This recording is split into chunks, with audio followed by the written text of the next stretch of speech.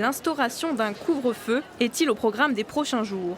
L'annonce semble désormais imminente, mais serait un coup dur pour les touristes venus de régions déjà concernées, ainsi que pour certains poitevins.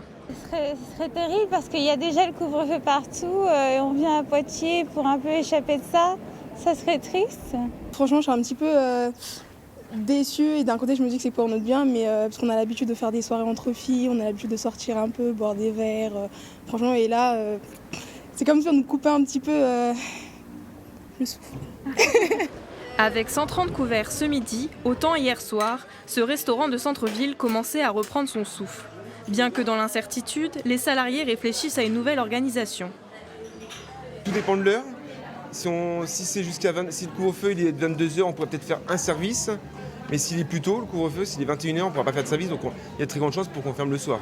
Et 30 salariés pour faire un seul service par jour, ce serait beaucoup trop. Alors soit en passer à mi-temps, soit carrément à plein temps chômage technique, quoi. Des films attendus finalement repoussés, des consignes sanitaires strictes, la fréquentation du cinéma CGR a baissé depuis sa réouverture. La fin des séances en soirée pourrait dissuader à nouveau de nombreux clients. Comme dans tout cinéma de France, les plus fortes séances sont les séances du soir, quand les gens sortent du travail, ont du temps libre en fait. Donc nous, le seul moyen de ne pas être affecté, ça va être peut-être de décaler des séances.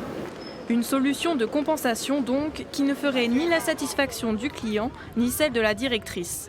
Tous obligés de courber les chines pour espérer éviter le reconfinement.